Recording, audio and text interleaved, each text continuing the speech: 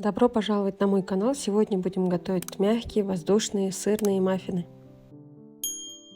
Берем муку, к муке добавляем измельченный сыр, сахар, соль, разрыхлитель и все это перемешиваем.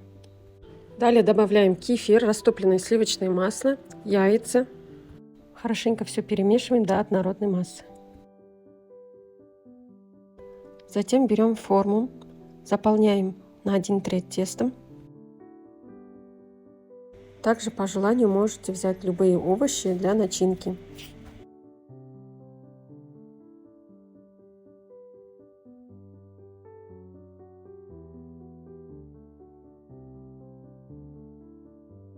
Если будете использовать металлические формы, то смажьте их сливочным маслом, а лучше использовать бумажные капсулы. Сверху посыпаем кунжутом. Маффины хорошо тем, что можно с собой брать как для перекуса в школу или на работу. Выпекаем маффины при 180 градусов 20 минут. Маффины приготовились, вот такие они получились. Даем слегка остыть и подаем к столу, как закуску или же вместо хлеба.